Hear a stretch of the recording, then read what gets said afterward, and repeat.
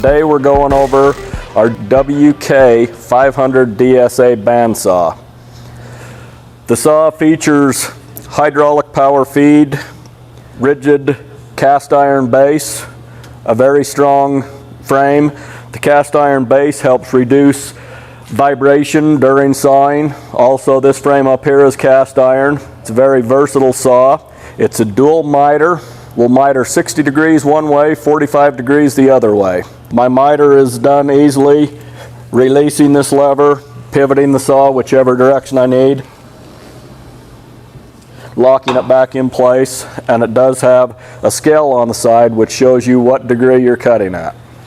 Adjustable vise for your different sides of miter, a release lever, slide it to the other side, lock it in place, also slides back.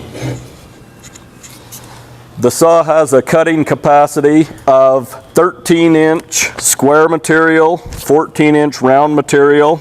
As you can see, looking at it from this front view, we have dual coolant lines, one in front of your cut, one behind.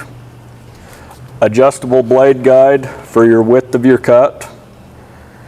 Your blade guides are carbide guides inside of here with bearings in front. Also the same on the back, just the opposite.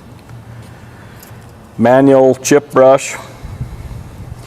Manual material stop, adjustable for doing different sized work pieces. Has a coolant pump mounted on the side of the machine and coolant tank with a screen to keep the chips out. Your blade tensioning is a manual tensioning with a gauge to show you your pressure is correct. Your vise is hydraulic, easily adjustable, and has minute adjustment here, but once you set the saw up, it opens and closes hydraulically. Your control panel, very simple. We have hydraulic down feed and raise, adjustable here for the speed. Your saw blade is adjusted. The motor is directly mounted through a gearbox which turns the blade wheel. Your speed is controlled through an inverter here. I believe it goes from 0 to 250 inches per minute. Your control panel is very simple.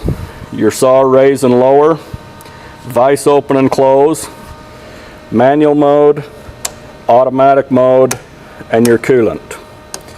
When you're in automatic mode, once you have your material set, you hit the auto button, your saw will feed down, cut the material, stop, and raise back up just above the material. Safety on the machine, obviously it has an emergency stop. It also has your blade covers, all have limit switches on them to where the covers have to be on the machine for the saw to operate.